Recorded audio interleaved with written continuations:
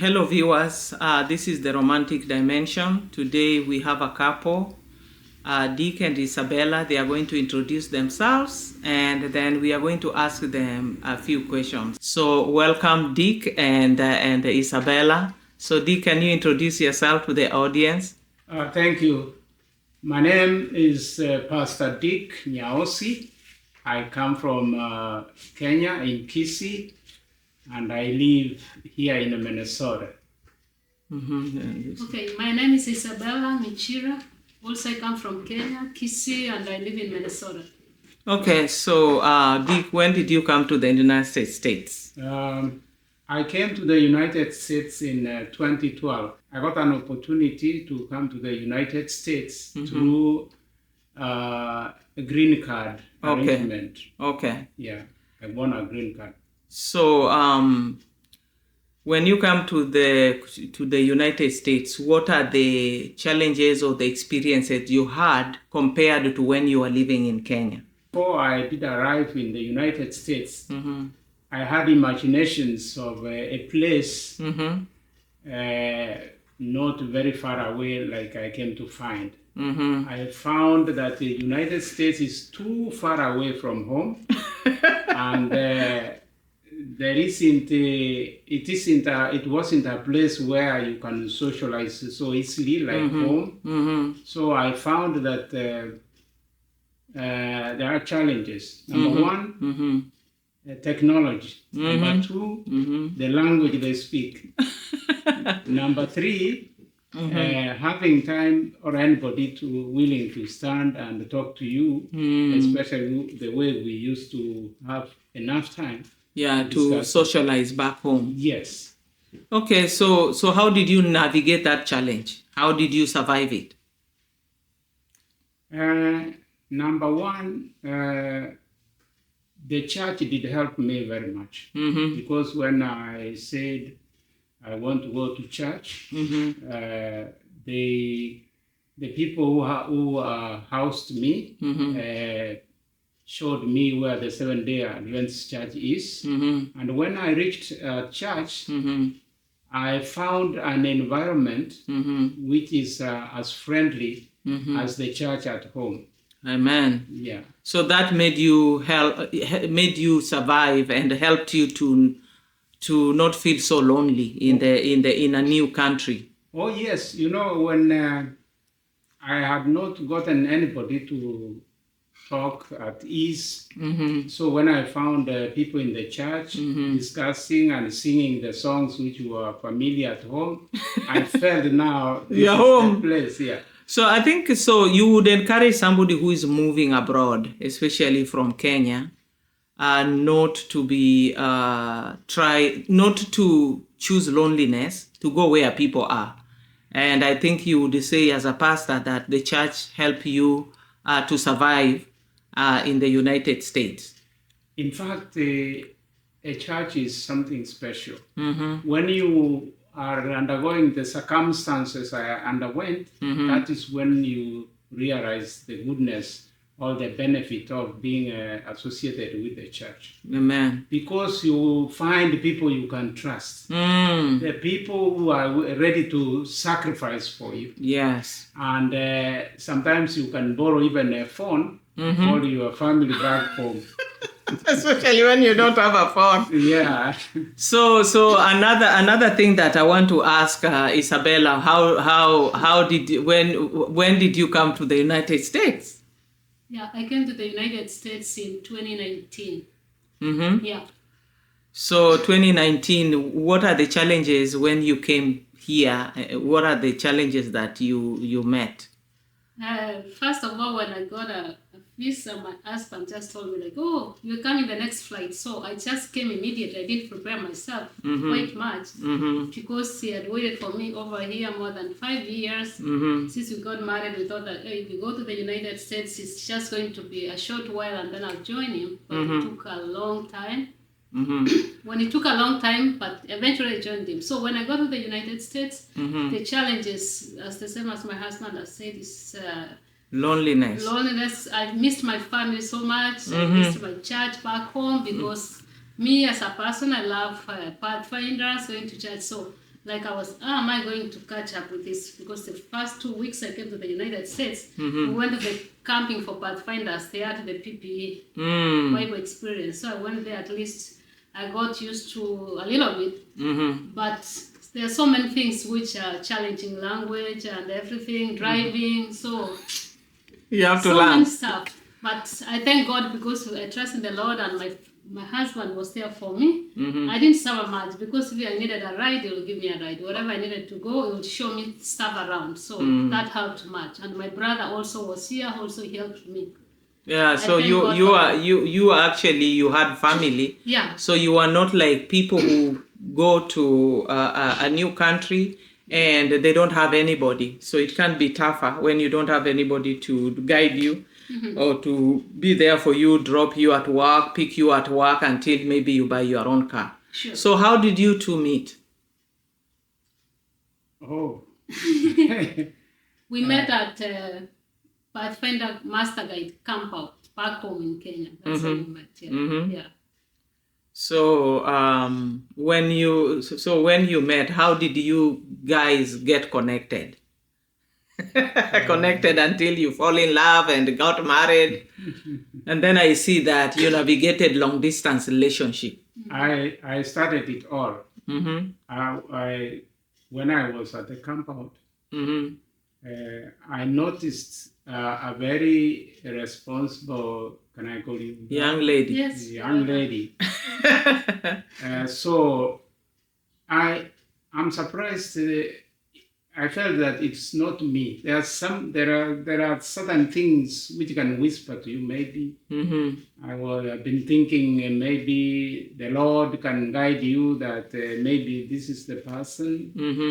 I noticed a very responsible looking lady, and then I said, that lady looks very responsible, and instantly I got interest to know where does She this live. lady come from, Okay. what does she do in the church,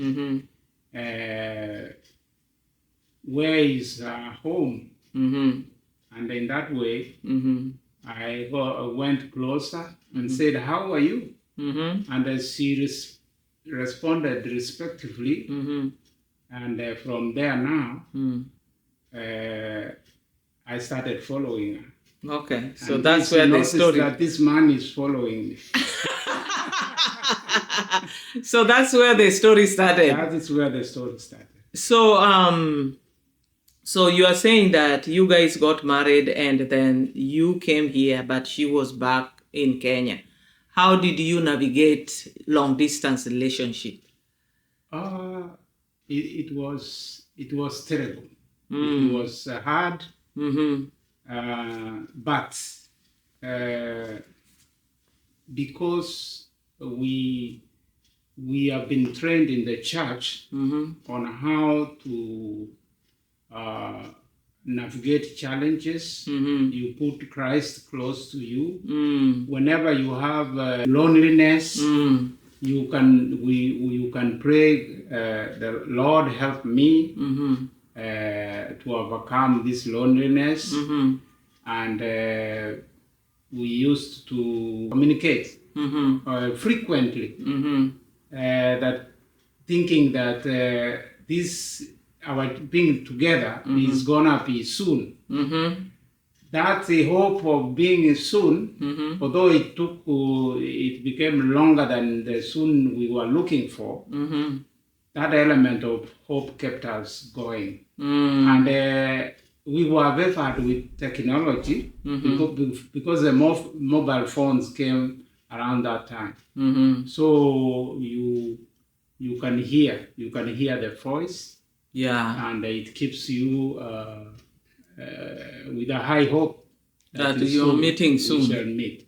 So as a guy especially living in this very cold place during winter, you already told us how you navigated your social life, how you navigated your spiritual life, but how did you navigate that loneliness? You say that you are communicating all the time.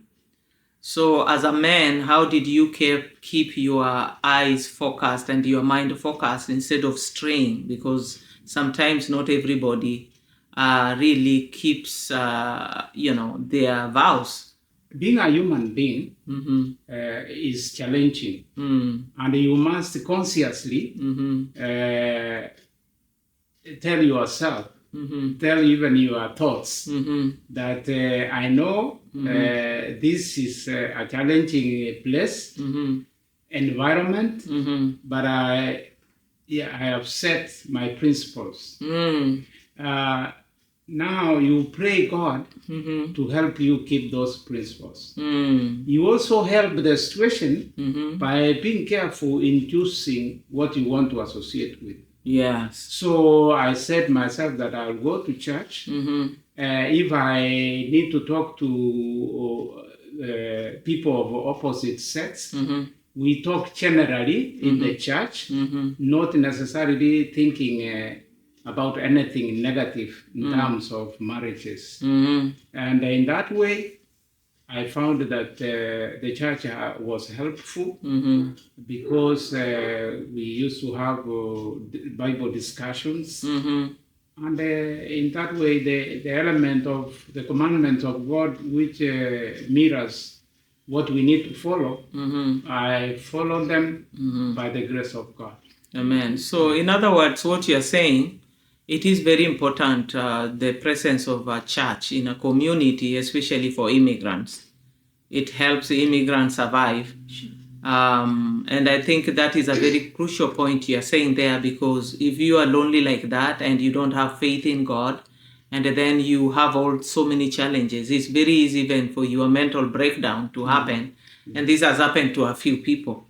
So survival in a Western world is not easy if you don't have people to navigate the challenges of life. So eventually your wife came. After a long time, we wondered how long it will take. But we used to encourage one another. It will be sooner. It will be sooner. So you didn't even have a definite date when she will be coming. It was just by faith. Yeah, in fact, I knew from this end that it is very difficult. You have to wait according, and even you don't question when will it be. You wait faithfully, knowing that it will happen any time. So in that process, we waited. A year came, a year went, another year, and the years like that. For how many years did you wait? About 5 years. Wow. And so one day, I got a mail in the post office that your wife's green card has been approved. I booked a ticket and I told her to come. You couldn't wait. No, you can't wait. They might change their mind. That's what we are thinking. Yeah. So Isabella, when your husband was here and you are back home in Kenya, how did you survive? How did you feel? You didn't know when you could join your husband. First of all, when we went to the embassy and then he was given the visa, he was refusing to come because he was like, I'm not going by myself. I'm like, just go and then I'll come, because we thought actually it will be a little easy. So I encouraged him because he didn't want to come without me. So when he came, I thought it would be a short. So when he came over, I keep on thinking like these things will happen soon, and then it happened 2 years. So the challenges are overcome over there. I prayed God. First of all, you have to pray God in everything you're doing. And then I usually go to church. So church kept me busy, dealing with pathfinders, going to camp police, all those stuff. So my life was so busy. And then I thank my mother-in-law. She was my friend. We stayed with her all the time. Wow. We had fun. We went even to Mombasa for swimming. To Mombasa? Yes. So she was my best friend. We go to church and we spent most of the time. We practice songs. We're going to sing on Saturday with her. And then we were given days on Sabbath school where we did with my mother-in-law. So she was so nice to me. She kept me busy going. If I'm not busy, I go to the market and I come back to our home. Our compound was enclosed. So nobody will know I'm inside the compound. If I'm not going to do stuff on the market or taking my mother to the clinic, so I'll stay in the house. And then we talk with my husband all the time. And now I'm in the US, I know, like, people don't understand when you're back home that life here is so busy. But we used to talk with my husband. Whenever you're busy, just write even one word, like, I'm okay. So I think the challenges most people face, especially when they're here and others are back home, they don't understand first of all, the time difference. Second thing, we are so busy running up and down, running all over. So somebody who is there will be like, oh, why are you not calling me? Why are you not picking my phone? But because of the time. But we are great. Like, if you're okay, just say, I'm okay, I'm running to work. So this makes a difference. If somebody keeps quiet because they're busy, whoever is back home doesn't understand what's going on. Yeah. So this keeps us going. And then I found myself time ran over and then I was here. That is great. So we thank God that eventually you guys united. And so the reason why we are talking about this story, there are people who are going through the same thing in, maybe another country. Their family, especially immigration, has become a big challenge to bring your family over. It takes a lot of time and it takes also money, because while you're waiting for your wife, you are the only one earning a living. So you have to support yourself. You also have to support your relatives at home. You have to also to support your wife. So those challenges are real. And so for you guys, the way you said that you depended on God, you kept yourself busy and you kept also the communication going. And were there discouragement from other people? Yeah. So many discouragement because people, like, especially me, I went to the embassy several times, like 8 times to the embassy. I'm a strong lady. I'm not discouraged. I keep on going. And my family will be like, oh, and today you are not even here. But so embassy became like my home. So I'm used to, like, I just go there and then I'm like, if they give me today, it's okay. But eventually when they call me, they give me. And then people will discourage you. Others will be like, oh, your husband ran over to the US. He just left you here. So, he's relying on you. He's not coming to take you. But since I know my husband and I knew myself, so we are the people of God, we trusted God, so we keep on praying. And when you pray, let me tell you, God answers prayers. Amen. If we trust in the Lord, that's what people don't know. It doesn't matter how long it takes. Amen. When the right time comes, God will say amen, and then everything will be so easy as 1 + 1. So when I went to the embassy, even they did ask me so many questions because they knew me already. I've gone there several times. So they were like, they told me, like, today you're coming to pick your visa. Just choose. What time do you want to come? I told them I'll come at 9. So when I went there, actually they did not interview me. They were like, we're just approving if it's you, and then they gave me my stuff. Amen. Yeah. Amen. So you guys now started living as a husband and wife. You were husband and wife, but now you have come to America. Sure. Now you have started living together. Of course, you already married, but he was here and you were there. So what are those things that you learned about now living with a husband? What adjustment did you have to make? You are living there by yourself. Whenever he comes, you could be just, you are welcoming your visitor. And a few weeks or a few days, he's going back to the US. So now you've come together. I want you guys to talk about the challenges of being married in America. First of all, when you started living together, what are the adjustments did you have to make? Because he was a single guy, a single married guy, living by himself, paying his own bills and sending you money there. So now you are back here. So what are the challenges that you had to navigate to maintain this marriage? Okay, let me jump in before maybe my wife responds. As a person who was the first one to come to America or to have stayed in America for a long time, the challenges I faced staying as a single person. When human beings are human beings and there is a structure of life we have to follow. Yes. Nobody will know whether you are a single person looking for a partner. Yeah. So such situations arose because I was not alone. we had so many people Around me who are also single, by being single or by waiting for their family to join or them. other circumstances. So that became a challenge. And so in that way, I could be wanting to just, without thinking anything, associate with people. And later, you may find people are thinking that there's something going on. Yeah, I am interested with them. Some even, I'm sorry to say this, thought that it is okay because they could also be looking for a partner. In that way, it complicates things. So we had to be very forthright to say that if it is a church, you introduce yourself, you say you are married, and your wife is staying back in Africa. In that way, people will understand that there is a boundary here. Yes. This person is not thinking about or establishing a relationship. And in that way, you have to pray God to make you navigate such situations.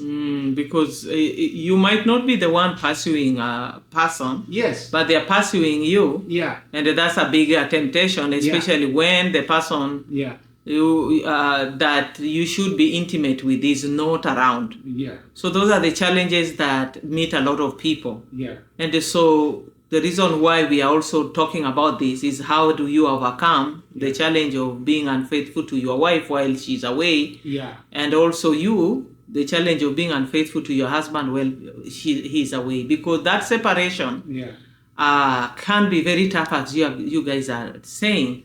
And so we are seeing that it is possible to overcome these temptations, but you need to have a plan. So like you just told us, the plan is that yes, people will be around you thinking you can be a couple, but you have to put a boundary. Yes. Yeah, create boundaries that say, no, for me, I'm already committed to my spouse. And so once you say that, somebody will understand that, you know what, we can't go this way, we can't go that way. Yes. So, ideas can come even into the mind. My formula was, if I say that, okay, I'm single, and I know the temptations outside here, even in fact, even other human beings would comment that these are women. Yeah, you can start another life. Yes, why wait for the... Yeah, you are not sure whether she's come. You say no. The Lord who provided will give me an answer. I cannot go there and start messing up your life. Messing up your life too. Yeah. So, and you set your mind into not thinking about those pressures. You say, I said I'm waiting. Even these thoughts come. No, I said I'm waiting, and I don't want to. Then you take even a Bible to read, and the minds go out of that situation. Now come to living now after the wife has come. The most important thing, your advantage, she knows Christ, I know Christ. Our constitution is the 10 Commandments. We go there, we are guided. We are human. Sometimes we differ in principle. So even if we differ, we had agreed, me and her, that let us write this constitution. Even if we differ, we shall not differ. You understand that one? Yeah, we can agree. Yeah. We can disagree without being disagreeable. That's what they say. Yes, that's what a very simple constitution, and in fact it has kept us. But another thing now, as an individual, confirming how it's a blessing. Her ways of life, the way, I don't know how she was brought up, gives me respect. I feel empowered. I feel as a man given my way of being a man. That one really makes me feel happy and fulfilled. So Because she's a woman who respects you and honors you. what I like most is respect. And that one I got it. Yeah. I can say I got it. So you are a very happy guy. Very happy, and in fact, when I tell her, please don't do like that one, that's not good. We can discuss over it. If it reaches that this is never gonna be done, she respectfully, not that she is so happy about the decision, But she would I love you, my sacrifice. husband. We have to find a way of, let's go. And fix that problem. Yeah. I think that is very, very crucial. So you say that your wife gives you the honor and respect that you need as a man. Yeah. So Isabella, do you feel like your husband does the same to you? Sure. So you guys, you say that you've maintained this marriage because of the mutual respect that you guys are actually offering to each other. Sure. So, having lived in this country, knowing the challenges, how do you navigate the work schedules so that you make sure that you are actually connecting together? How do you navigate the work schedules? The work schedule, we try to work the same time, like PM shift, which works from 2 to 10. So we can be home together and then work the same weekend. That helps us. So we can have much time together as a family. So in other words, you make sure that you work the schedules that helps you to spend the time together. Sure. So that has helped you to make your marriage work. Yes. So also, when you really have a bad disagreement, how do you handle that? We talk, as my husband has said, and then we say, oh, let's leave at that. And then before the day ends, actually, we assert one another, and then we go sleep, like, oh, I don't want to talk to him or do something, a little bit, and then we come back to that stuff. So we talk and say, like, this was like this, now the solution is this. Is this? Yeah, we have, but if we don't have the solution, like the one really wanted all you wanted, but we have to agree on something like, well, this is not going to work out this way, but we're going to try this way. Yeah, and then we agree on that. So another thing that always break up people in the modern world is the money issue. How do you guys handle your finances so that there is harmony? Yeah. So can I talk about it, or you want to start? No, talk about it. You're free to talk about it. Oh, me and my husband, we agreed. Our money is our money, all of us. I know what breaks most families in the United States, it's when people start hiding, like, oh, this is my money. I'll go do my